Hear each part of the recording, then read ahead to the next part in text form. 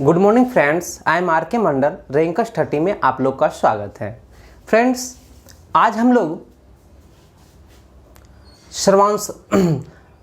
लोग समांतर चतुर्भुज को देखते हैं। पिछली क्लास में मैंने देखा था चतुर्भुज के बारे में, आज हम लोग समांतर चतुर्भुज को देखेंगे। ध्यान देंगे, समांतर चतुर्भुज को प्रॉपर्टी बताने का चीज़ है। देखिए, अगर वो क्या है एक तरह से बता देंगे तो आप उसको भूल जाइएगा। तो सबसे पहले आज हम लोग क्या करेंगे, वो समांतर चतुर्भुज के जितने भी प्रॉपर्टी हैं सारे को एक एक करके हम लोग सबसे पहले क्या करेंगे, एक्सप्लेनेशन करके दिखा देंगे आपको।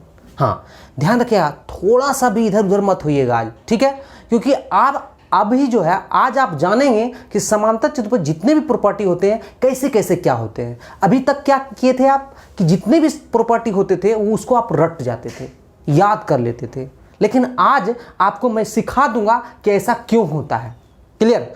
तो जल्दी से फटाफट एकदम तैयार हो जाइए और मेरे वीडियो को देखने के लिए, ठीक है?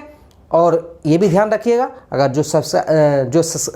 मेरे जो चैनल को सब्सक्राइब नहीं किए वो सब्सक्राइब कर लीजिए और बेल आइकन को जरूर दबाएंगे, ठीक है? और मेरे वीडियो को अंत तक देखिएगा, जिससे आपको ये पता चल जाए कि समांतर चतुर्भुज के एक एक प्रॉपर्टी को हम लोग कैसे एक्सप्लेनेशन करते हैं। क्लियर? तो चलते हम लोग आज का टॉपिक जो रहेगा वो समांतर चतुर्भुज रहेगा। क्या रहेगा? समांतर चतुर्भुज।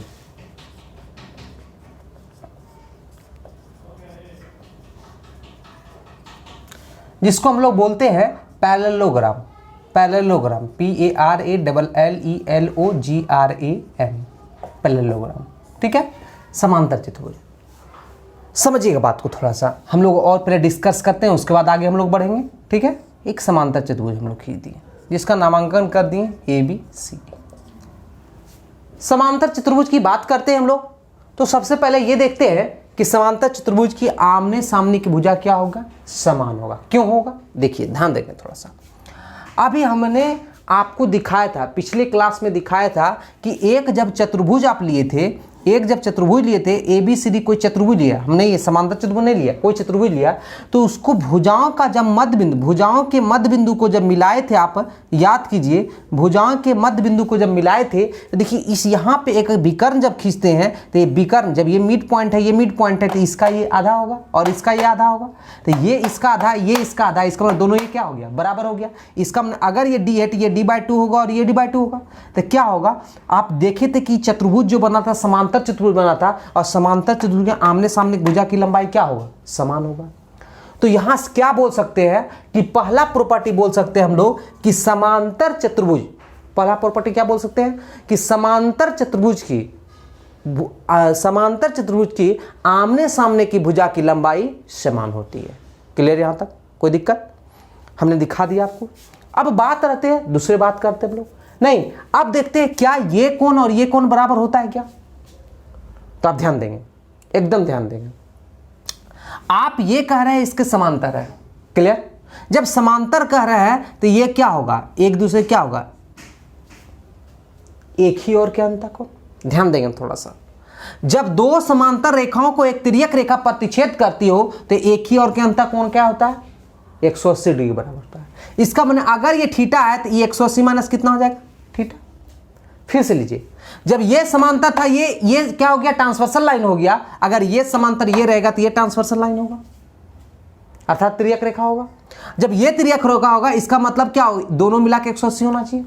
इसका मतलब क्या, 180 माइनस थीटा है, ये कितना हो जाएगा, थीटा हो जाएगा। देखिए, दोनों मिला के 180 हो गया क्या? इसका मतलब क्या, देखिए यहां थीटा था तो यहां क्या आ गया, थीटा। इसीलिए हम लोग कहते हैं, क्या कहते हैं कि समांतर चतुर्भुज के सम्मुख कोण का माप क्या होता है, बराबर होता है। क्लियर? हमने क्या देखा पहला कि समांतर चतुर्भुज की आमने सामने अर्थात समांतर भुजाओं की लंबाई आपस में क्या होती है, समान, आपस में समान होती है। दूसरा पॉइंट क्या देखे थे कि समांतर चतुर्भुज के सम्मुख कोण का माप समान होता है। क्लियर?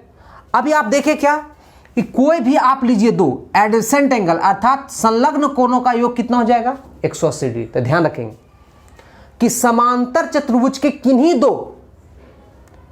दो लगातार कोणों का योग अर्थात संलग्न कोणों का योगफल 180 डिग्री के बराबर होगा। क्लियर? यहां तक में कोई दिक्कत? आगे हम लोग बढ़ते हैं। अब हम लोग कोण से देख लिए, अब आगे हम लोग बढ़ते हैं। अब हम लोग विकर्ण पे आते हैं।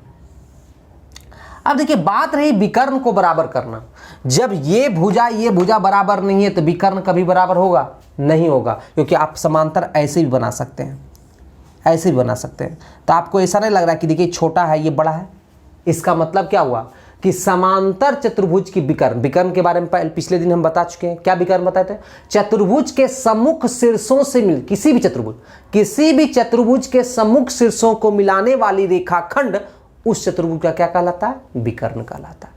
तो यहां पे हम लोग विकर्ण क्या देखें कि विकर्ण आपस में लंबाई, मतलब समांतर चतुर्भुज के विकर्णों की लंबाई आपस में समान नहीं होती है। क्लियर? आगे हम लोग बढ़ते हैं। अब विकर्ण की लंबाई समान नहीं होती है तो क्या हम ये देखते हैं क्या समांतर चतुर्भुज का जो है विकर्ण कोई इस समांतर चतुर्भुज कुछ करता है क्या? ध्यान देंगे, थोड़ा सा एकदम ध्यान देंगे। अब बात रही ये समांतर चतुर्भुज है और आप कह दिए कि समांतर चतुर्भुज के आमने सामने भुजा लंबाई समान होती है। अब देखिए मैं ये समांतर है तो इसके एक एच ड्रॉ कर दिया, हाइट ड्रॉ कर दिया। गौर करेंगे हम क्या बोल रहे हैं। देखिए ये त्रिभुज के लिए अगर हाइट शीर्षलंब अगर एच हो गया तो क्या ये त्रिभुज के लिए शीर्षलंब क्या हो गया? एच ही होगा। क्यों? क्योंकि देखिए दो समांतर रेखा है और एच क्या होता है? Shortest distance. इसका मतलब दो समांतर रेखा के बीच यहां से यहां डिस्टेंस एच है तो यहां से यहां क्या होगा? एच ही होगा। इसका मतलब इसका भी हाइट एच, इसका भी हाइट एच और इसका भी आधार, इसका भी आधार है। इससे क्या पता चला आपको? पता यह चला कि समांतर चतुर्भुज की एक विकर्ण, अर्थात कह सकते हैं कि समांतर चतुर्भुज का एक विकर्ण समांतर चतुर्भुज को दो बराबर क्षेत्रफलों में क्या करती है? विभाजित करती है। अर्थात जितना एरिया इसका होगा उतना एरिया इसका होगा। क्लियर? हमने क्या देखा कि समांतर चतुर्भुज की एक विकर्ण समांतर चतुर्भुज को दो बराबर क्षेत्रफलों में क्या करती है? विभाजित करती है। क्लियर? अब आते हैं आगे बढ़ते हैं कि अगर दो विकर्ण ले लिए, अगर हम लोग दो विकर्ण ले लिए तो क्या दो विकर्ण कैसा कट करेगा और जहां कट करेगा तो उसमें क्या रिलेशन होगा? जहां कट करेगा वहां पे क्या रिलेशन होगा? इस चीज को हम लोग देखते हैं। गौर कीजिए, थोड़ा सा गौर कीजिए। देखिए जब आप कह रहे हैं ये समांतर ये है, इसका मतलब क्या हुआ? ये कोण के बराबर होगा किससे? एकांतर कोण से। किससे? एकांतर। क्योंकि ये समांतर है तो ये ट्रांसवर्सल लाइन हो गया, तिर्यक रेखा हो गया और इधर का कोण क्या कहलाता है? एकांतर कोण कहलाता है। सेम है उसी प्रकार ये कोण क्या होगा? बराबर हो जाएगा। और ये समान ये है, इसका मतलब क्या हुआ? ए एस ए से दोनों क्या हो गया? सर्वांगसम हो गया। दोनों क्या हो गया? सर्वांगसम। अगर दोनों सर्वांगसम हो गया तो आप कह सकते हैं कि जितना ये होगा उतने ये होगा और जितना ये होगा उतने ये होगा। इसका मतलब क्या पता चला कि समांतर चतुर्भुज के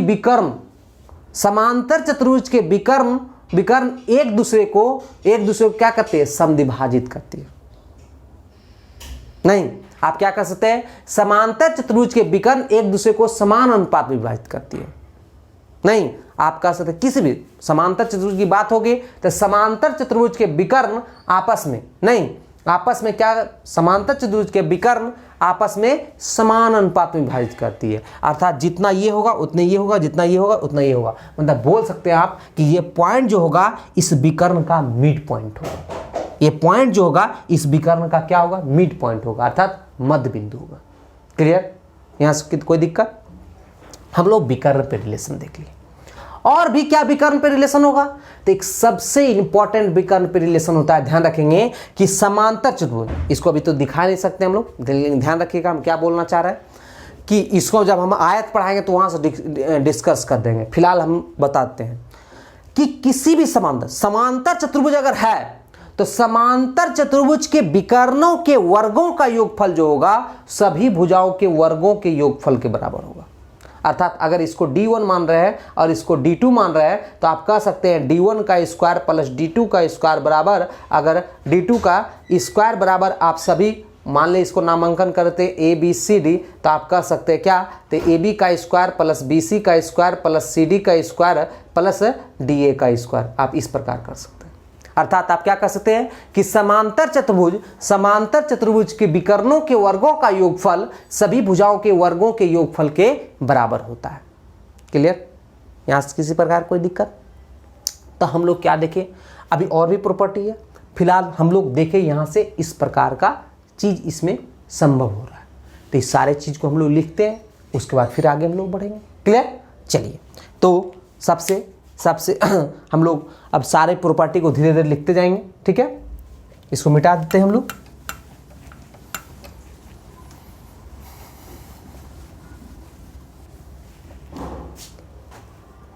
चलिए, तो पहला हम लोग क्या लिखेंगे,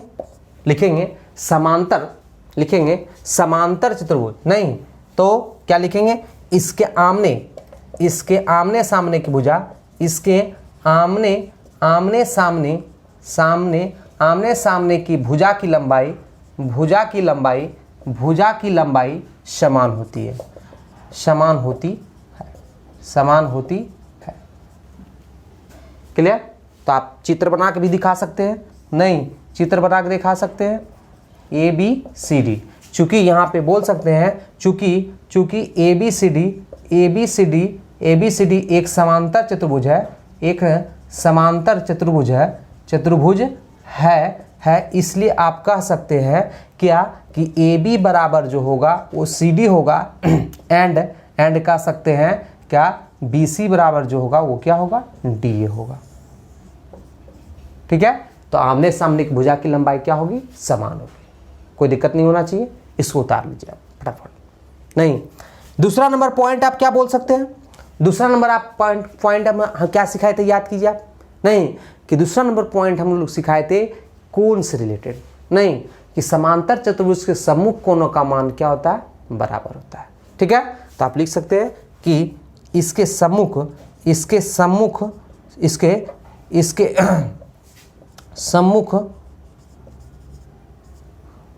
कोण का माप बराबर होता है। नहीं, अर्थात अगर इस समांतर चतुर्भुज आप इसको बना देते हैं, आप इसको समांतर चतुर्भुज बनाते हैं, इसको नामांकन ABCD कर देते हैं। नहीं, चूंकि आप क्या देखें, चूंकि ABCD एक समांतर चतुर्भुज है, एक पैरेललोग्राम है, नहीं शॉर्ट में ग्राम लिख दिए, पैरेललोग्राम है, इसलिए आप कह सकते हैं कि एंगल A बराबर, इसलिए आप कह सकते हैं कि एंगल A बराबर एंगल C एंड बोल सकते हैं एंगल B बराबर जो होगा एंगल D होगा। ध्यान रखें। ठीक है, कोई दिक्कत नहीं, इसको भी उतार लीजिए फटाफट। हम लोग तीसरा प्रॉपर्टी पे चलेंगे। हो गया, आगे हम लोग चलते हैं।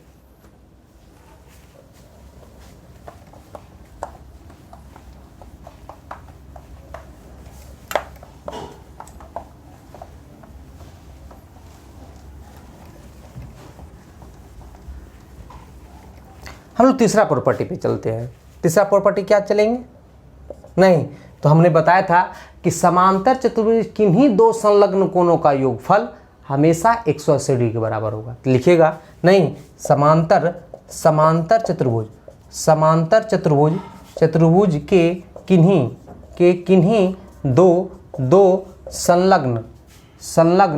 किन्हीं दो संलग्न कोणों का योगफल 180 डिग्री के बराबर होता है। 180 डिग्री के बराबर होता है। क्लियर? इसका मतलब क्या हुआ कि अगर ये समांतर चतुर्भुज है, नहीं ABCD क्या है, समांतर चतुर्भुज है, डैट इज करके आप लिख सकते हैं, चूंकि ABCD एक समांतर चतुर्भुज है, एक क्या है, एक पैरेललोग्राम है, पैरेललोग्राम जिसको समांतर चतुर्भुज आप बोले थे, पैरेललोग्राम है, इसलिए आप कह सकते हैं कि angle A plus angle B बराबर angle B plus angle C बराबर angle C plus angle D बराबर angle D plus angle A बराबर कितना, 180। मतलब किन्हीं दो लगातार कोण ले लेंगे तो उसका योग हमेशा क्या होगा, 180 डिग्री के बराबर होगा। तो वही लिखाए थे, समांतर चतुर्भुज की किन्हीं दो संलग्न कोणों, संलग्न मतलब लगातार नहीं, किन्हीं दो संलग्न कोणों का योगफल हमेशा क्या होगा, 180 डिग्री के बराबर होगा। क्लियर, यहां से इसको उतार लेंगे। आगे हम लोग चलते हैं विकर्ण पे, विकर्ण से रिलेटेड देखेंगे, उसके बाद फिर आगे चर्चा करेंगे। क्लियर, इसको उतार लीजिए फटाफट।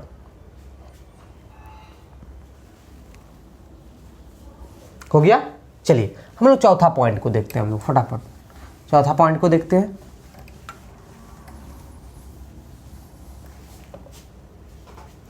चौथा पॉइंट क्या देखेंगे कि इसके विकर्ण की लंबाई, इसके विकर्णों की लंबाई, इसके विकर्णों की लंबाई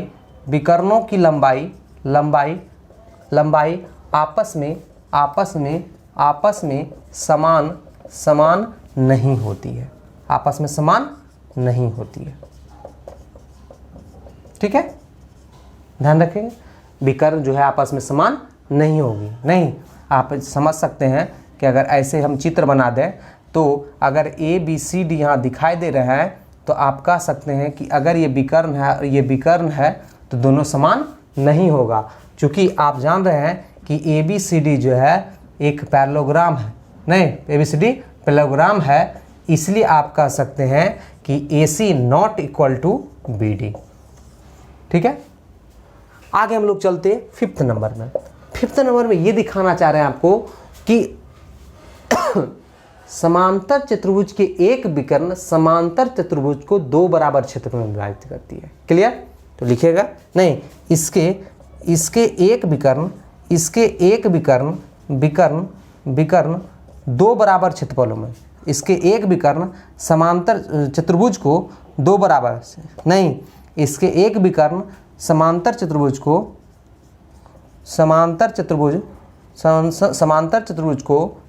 दो बराबर क्षेत्रफलों में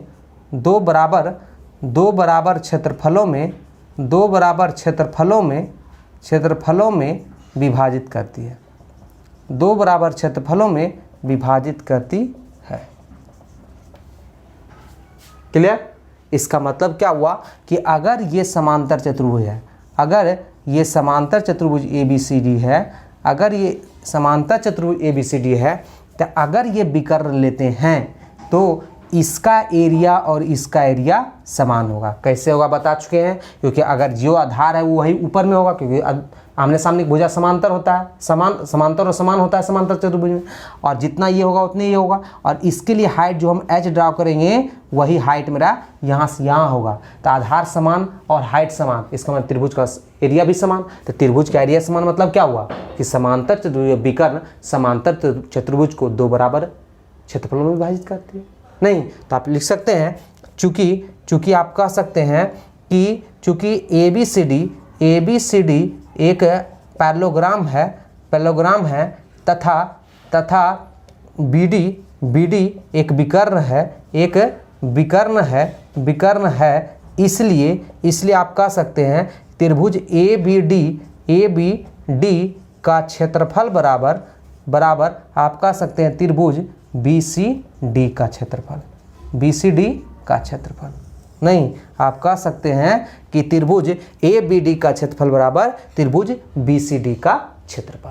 क्लियर, यहाँ तक में कोई दिक्कत? यहाँ पे हमने देखा कि समांतर चतुर्भुज के एक विकर्ण समांतर चतुर्भुज को दो बराबर क्षेत्रफलों में क्या करती है, विभाजित करती है। इसको हम लोग देख लिए। क्लियर, यहाँ तक में कोई दिक्कत? आगे बढ़ते हैं हम लोग छठा नंबर में हम लोग चलते हैं, पॉइंट छठा नंबर में, इसको उतार लीजिए फटाफट एकदम। हो गया, चलिए अब देखिए 6 नंबर में हम लोग चलते हैं। 6 नंबर में क्या चलते हैं, समझिएगा बात को थोड़ा सा।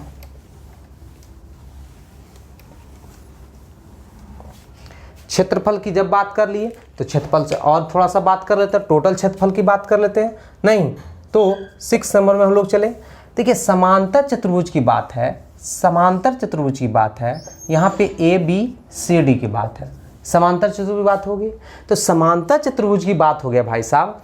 तो बात रही कि अगर इस विकर्ण को खींचते हैं तो आप बोले थे जितना एरिया होगा उतना ही एरिया उधर त्रिभुज का होगा। इसका मतलब क्या हुआ, आप अगर हम बोले कि समांतर चतुर्भुज ए बी सी डी का क्षेत्रफल बराबर, तो आप क्या कीजिएगा, नहीं, त्रिभुज ए बी डी का त्रिभुज ABD का क्षेत्रफल प्लस त्रिभुज क्या, त्रिभुज BCD का क्षेत्रफल, BCD का क्षेत्रफल। क्लियर। अगर आगे बढ़ते हैं, आप आगे बढ़ते हैं तो क्या लीजिएगा, हाफ गुना AB गुना क्या, हमने H एक ड्रा कर दिया, मान लिए H नहीं तो AB गुना H प्लस हाफ गुना CD गुना H।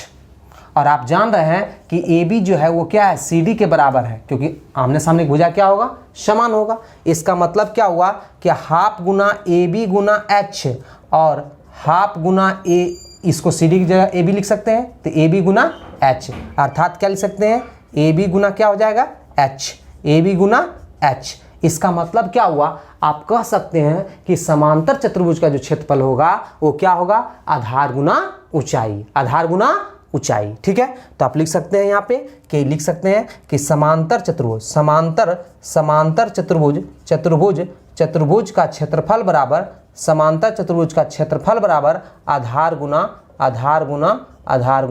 ऊंचाई, आधार गुना ऊंचाई। ऊंचाई बोले तो जिस आधार को लिए उसके सामने वाले रेखा से, या सामने वाले उस आधार के सामने वाले जो समांतर रेखा है उसके बीच का डिस्टेंस हमको पता चाहिए, क्योंकि दोनों समांतर है और जिस बीच का जो डिस्टेंस होगा वही मेरा क्या होगा, हाइट हो जाएगा। इसका मतलब क्या देखें कि समांतर चतुर्भुज का क्षेत्रफल जो हो गया वो क्या हो गया, आधार गुना ऊंचाई हो गया। क्लियर। अब बात रही यहाँ पे कि हम लोग समांतर चतुर्भुज का क्षेत्रफल हम लोग ले लिए। ठीक है, अब हम लोग चलेंगे 7 नंबर में, क्योंकि क्षेत्रफल ले लिए तो परिमाप की बात कर लेते हैं, तो सभी भुजा बराबर भी कर सकते हैं, नहीं तो नेक्स्ट इसको उतार लीजिएगा, आगे हम लोग चलते हैं फिलहाल। चलिए तो हम लोग 7 नंबर में चलते हैं।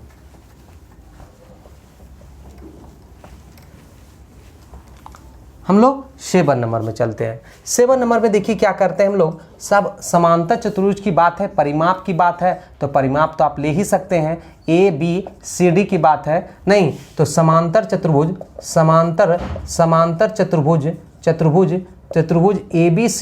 ABCD की परिमाप अगर लिखना है तो परिमाप आप क्या जानते हैं कि length of boundary of any figure, मतलब किसी भी आकृति की परिसीमा की लंबाई ही क्या कहलाता है, परिमाप कहलाता है। अर्थात आप क्या लिख सकते हैं, AB plus BC plus CD plus क्या DA।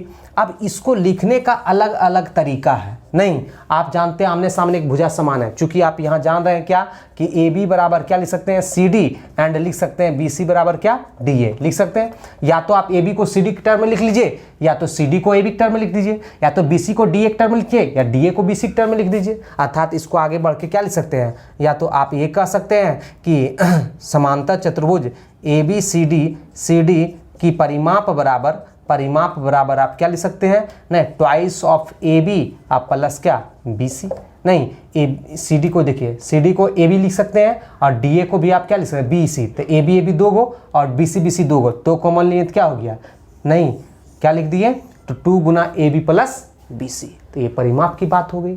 क्लियर, इसको लिख लीजिए फटाफट, आगे चलिए आगे हम लोग चलते हैं। हम लोग चलते हैं 8 नंबर में। कितना नंबर में, 8 नंबर की बात करते हैं हम लोग। 8 नंबर की बात करते हैं कि आगे और भी क्या होगा। तो अभी हम लोग देखिए थे क्या, समांतर चतुर्भुज के विकर्ण समांतर चतुर्भुज को 2 बराबर भागों में क्या करती है, विभाजित करती है। तो ऐसा भी हो सकता है, नहीं 8 नंबर में हम लोग देख लेते हैं 8 नंबर में कि समांतर चतुर्भुज की बात है, समांतर चतुर्भुज की यहाँ तक बात है और समांतर चतुर्भुज के दोनों विकर्ण एक दूसरे क्या करेगा, नहीं तो अभी हम आपको दिखाए थे जितना ये होगा उतना ये होगा, जितना ये होगा उतना ये होगा। इसका मतलब आप कह सकते हैं कि समांतर चतुर्भुज के विकर्ण समांतर चतुर्भुज के दोनों विकर्ण एक दूसरे को समान अनुपात में विभाजित करती है। ठीक है, तो आप लिख सकते हैं कि इसके दोनों विकर्ण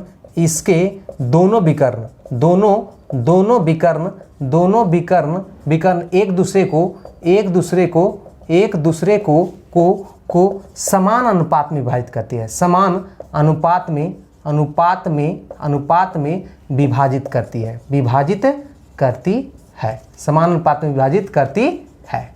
क्लियर, इसका मतलब आप क्या देख सकते हैं कि विकर्ण है, तो आप यहाँ कह सकते हैं, अगर यहाँ मान लेते हैं कोई पॉइंट ओ ले लिए, नहीं, चूंकि आपने क्या देखा, चूंकि देखा क्या कि AC तथा BD समांतर चतुर्भुज ABCD का विकर्ण है, का क्या है, विकर्ण है। इसलिए आप कह सकते हैं कि AO बराबर जो होगा OC होगा, एंड कह सकते हैं BO बराबर जो होगा वो क्या होगा, OD होगा।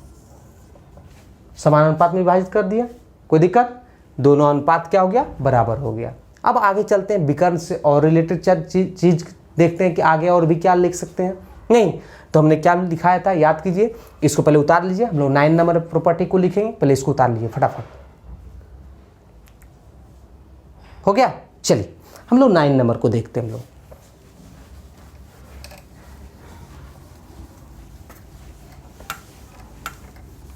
तो 9 नंबर में हम लोग देखेंगे, 9 नंबर को हम लोग देखेंगे तो 9 नंबर क्या कहता है, समझिएगा बात को।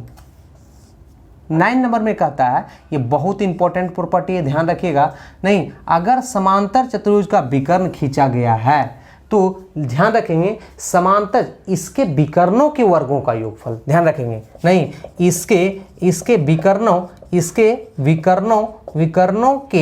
के वर्गों का योगफल सभी वर्गों का योगफल सभी भुजाओं के वर्गों के योगफल के बराबर होता है, बराबर होता है, ध्यान रखेंगे। ठीक है, बहुत इंपॉर्टेंट है, ध्यान रखेंगे। अर्थात दैट इज करके आप कह सकते हैं कि AC का स्क्वायर प्लस BD का जो स्क्वायर होगा वो AB का स्क्वायर प्लस BC का स्क्वायर प्लस CD का स्क्वायर प्लस DA के स्क्वायर के बराबर होगा। अर्थात आप कह सकते हैं कि समांतर चतुर्भुज के विकर्णों के वर्गों का योगफल जो होता है वो सभी भुजाओं के वर्गों के योगफल के क्या होते हैं, बराबर होते हैं। कोई दिक्कत यहाँ तक में? चलिए इसको भी आप लिख लीजिए 9 नंबर में। नहीं, अब हम लोग 10 नंबर चलते हैं, इसके अगले प्रॉपर्टी क्या होंगे इस चीज़ को हम लोग ध्यान देंगे। ठीक है, इसको लिखिए फटाफट। हो गया, चलिए हम लोग 10 नंबर पे ध्यान देंगे। 10 नंबर क्या कहता है, समझिए बात को। नहीं, अब हम लोग को देख रहे थे, इतना विकर्ण देखें, पॉइंट देखें, भुजा देखें, तो ऐसा भी तो हो सकता है कि जैसे आपने देखा समांतर चतुर्भुज कैसे निकला था, तो समांतर चतुर्भुज निकला था कि चतुर्भुज के भुजाओं के मध्य बिंदु को मिलाने पर बना चतुर्भुज समांतर चतुर्भुज कहलाया। तो अगर समांतर चतुर्भुज के मध्य बिंदु को मिलाएंगे तो क्या कहलाएगा, यहां से ध्यान देना कि समांतर चतुर्भुज के मध्य बिंदु को मिलाएंगे तो क्या कहलाएगा, ध्यान रखेंगे, ध्यान देंगे। देखिए अगर इस विकर्ण को खींच लेते हैं आप, नहीं तो देखिए ये जो है इसके लिए क्या होगा, मिड पॉइंट हो जाएगा, इसके लिए मिड पॉइंट होगा, इसका मतलब ये इसके समांतर हो जाएगा, ये भी इसके समांतर हो जाएगा। अगर इधर से भी खींचते हैं तो इसका मतलब ये इसके समांतर हो जाएगा, ये इसके समांतर हो जाएगा। इसका मतलब क्या देखें कि समांतर चतुर्भुज की भुजाओं के मध्य बिंदु, समांतर चतुर्भुज की भुजाओं के मध्य बिंदु को मिलाने पर बना चतुर्भुज समांतर चतुर्भुज ही होता है। क्लियर? तो आप लिख सकते हैं, क्या लिखेगा, नहीं आप लिखेगा समांतर चतुर्भुज की भुजाओं के मध्य बिंदु समांतर चतुर्भुज की भुजाओं के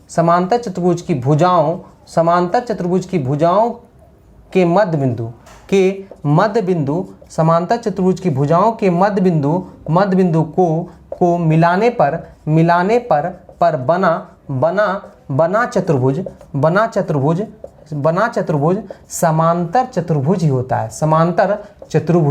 समांतर चतुर्भुज ही होता है, समांतर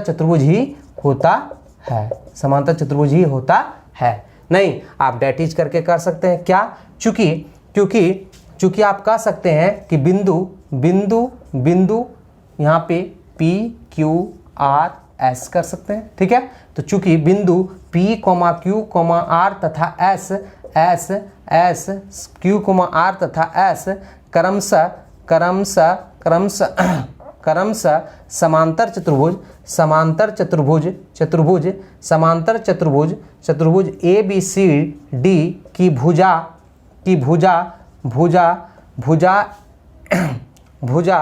AD, AB,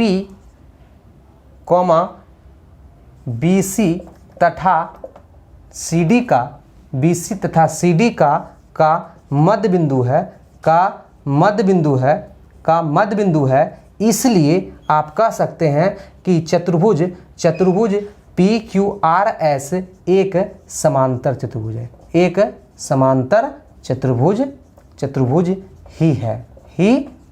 नहीं, इसका मतलब आपने क्या देखा कि समांतर चतुर्भुज की भुजाओं के मध्य बिंदु को मिलाने पर बना चतुर्भुज समांतर चतुर्भुज ही होता है।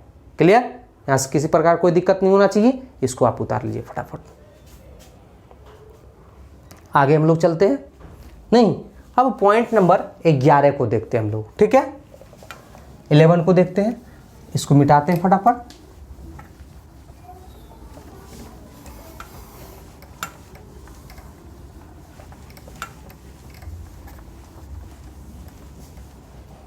पॉइंट नंबर 11 को देखते हैं हम लोग। पॉइंट नंबर 11 को देखते हैं। नहीं, पॉइंट नंबर 11 क्या कहलाएगा, सुनिएगा बात को। अब हम देखें कि दो समांतर रेखाओं के बीच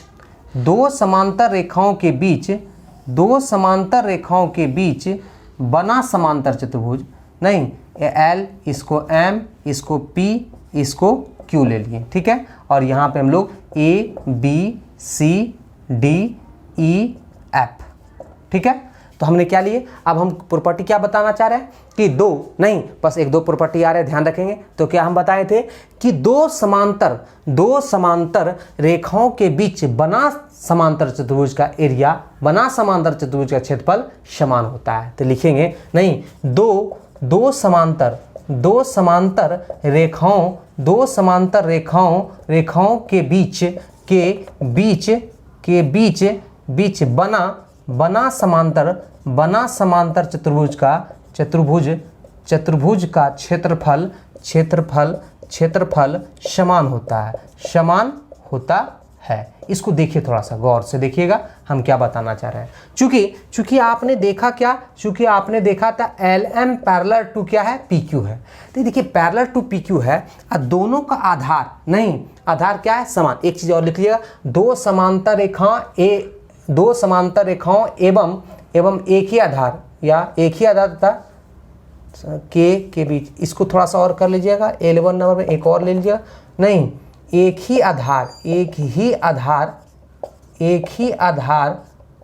आधार तथा दो समांतर रेखाओं के बीच बना समांतर चतुर्भुज का क्षेत्रफल क्या होता है, समानता है। यहां मैंने आधार क्या किया, समान किया, तो हाइट क्या हो गया, समान हो गया। नहीं, हाइट क्या हो गया, समान हो गया। इसलिए आप कह सकते हैं कि समांतर चतुर्भुज ABCD का क्षेत्रफल बराबर समांतर चतुर्भुज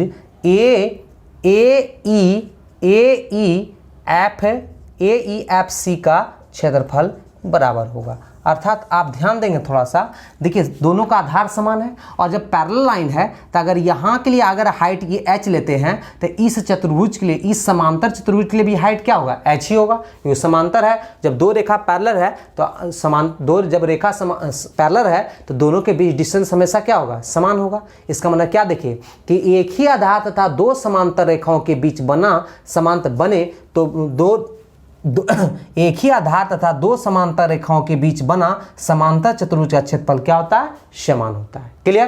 तो हम लोग देख लिए 11 नंबर इस पॉइंट को देख लिए। नहीं, अब 12 नंबर को एक पॉइंट को देखते हैं। 12 नंबर एक पॉइंट देखते हैं, फटाफट ध्यान देंगे, एक दो पॉइंट और है, ज़्यादा नहीं है। नहीं, 12 नंबर पॉइंट को देखते हैं फटाफट, ठीक है। अब देखिए 12 नंबर पॉइंट को यहाँ देख लेते हैं। देखिए क्या बताना चाह रहा है। नहीं, तो एक ही आधार, अब देखिए त्रिभुज की बात करते हैं हम लोग। नहीं, त्रिभुज की बात करते हैं। अब त्रिभुज की बात हम लोग करते हैं, तो अर्थात अगर ABC यहाँ D ले लिए और यहाँ पे हम इस लाइन को बढ़ा देते हैं, इसको L कर लेते हैं, इसको M कर लेते हैं, इसको P कर लेते हैं, इसको Q कर लेते हैं। यहाँ क्या देखें, तो अब क्या बोल सकते हैं, एक ही आधार तथा दो समांतर रेखाओं के बीच बने त्रिभुज का क्षेत्रफल क्या होगा, समान होगा। क्योंकि आधार भी समान, हाइट भी समान होगा, क्योंकि आधार दोनों का AB ही है और हाइट जान रहे पैरेलल लाइन के बीच हमेशा दोनों का हाइट क्या होगा, समान ही होगा। तो आप कह सकते हैं एक ही आधार तथा दो समांतर रेखाओं के बीच बना त्रिभुज त्रिभुज का क्षेत्रफल, बना त्रिभुजों का क्षेत्रफल, त्रिभुजों का क्षेत्रफल समान होता है, क्षेत्रफल समान होता है, क्षेत्रफल समान होता है। ठीक है, नहीं होता है, यहाँ पे लिख लेंगे। चूंकि त्रिभुज ACB तथा त्रिभुज ADB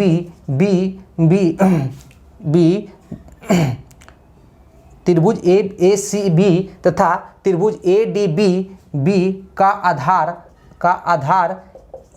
आधार AB समान है, का आधार AB दोनों त्रिभुज में, का आधार AB दोनों त्रिभुज में क्या है, में उभयनिष्ठ है, इसलिए उभयनिष्ठ है तथा आप कह सकते हैं उभयनिष्ठ है तथा LM पैरेलल टू PQ, इसलिए आप कह सकते हैं कि त्रिभुज ABC या ACB नामांकन किए थे, ACB लिखिए, तो त्रिभुज ACB का क्षेत्रफल जो होगा वो बराबर होगा त्रिभुज ADB का क्षेत्रफल। क्लियर, यहाँ से हम लोग यहाँ से क्लियर कर लिए। और एक लास्ट पॉइंट आपको बच गया कि अगर समांतर चतुर्भुज के बीच एक त्रिभुज ले लेंगे तो क्या होगा। ठीक है, इसको उतार लीजिए, हम लोग 13 नंबर में चलते हैं, उसको भी देख लेते हैं फटाफट। ठीक है, हो गया, चलिए हम लोग 13 नंबर को देख लेते हैं।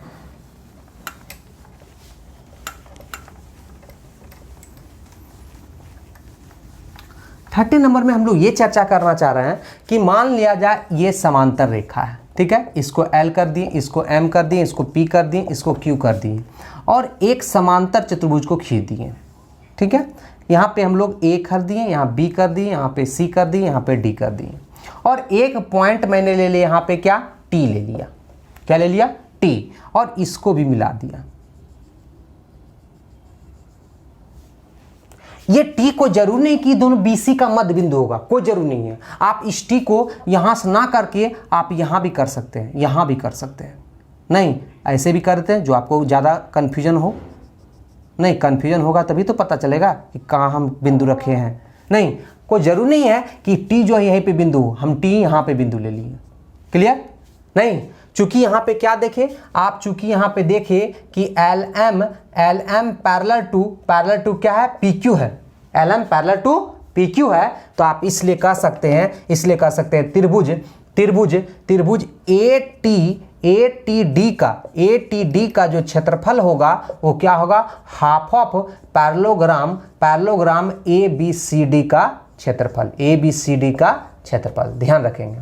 नहीं, इसका मतलब क्या हो गया, समझिए बात को कि इस त्रिभुज का जो क्षेत्रफल होगा, इस समांतर चतुर्भुज ABCD के क्षेत्रफल के क्या होंगे, बराबर होंगे। क्यों, समझिए बात को, क्योंकि हम यहाँ पे थोड़ा डिटेल बताते हैं थोड़ा सा। आधार तो दोनों का समान है, हमने H एक ड्रॉ कर दिया, मैंने H ले लिया, तो समांतर पैरेललोग्राम ABCD का अगर क्षेत्रफल लेंगे तो क्षेत्रफल क्या हो जाएगा, AD गुना H,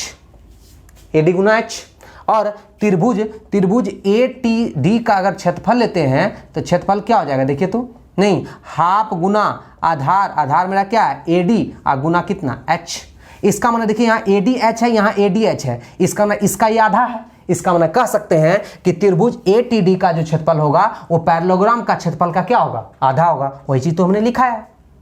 क्लियर, तो हमने क्या देखा कि समांतर चतुर्भुज से जितने भी रिलेटेड पॉइंट हो सकते हैं वो हम सारे पॉइंट आपको बता दिए। ठीक है, अब आपका काम है इसको बार बार रिवीजन करना। आपको काम क्या है, बार बार रिवीजन करना और बार बार रिवीजन कीजिए। ठीक है, और इसके बाद हम लोग देखेंगे इसके समांतर चतुर्भुज देखें। अब समांतर चतुर्भुज के बाद देखते हैं हम लोग कैसे कैसे आगे बढ़ते हैं। क्लियर, ध्यान देंगे तो ध्यान रखेंगे, जो बता रहे हैं उसको बार बार रिकॉल कीजिएगा। क्या कीजिएगा, बार बार रिकॉल कीजिएगा, तब आपको समझ में आएगा कि हम लोग कैसे कैसे करते हैं। हम लोग समझ गए बात को। हाँ, तो आज का क्लास यहीं हम रखते हैं, फिर हम इसके आगे जो बताएंगे वो अगले क्लास में बताएंगे। इसलिए जय हिंद, जय भारत।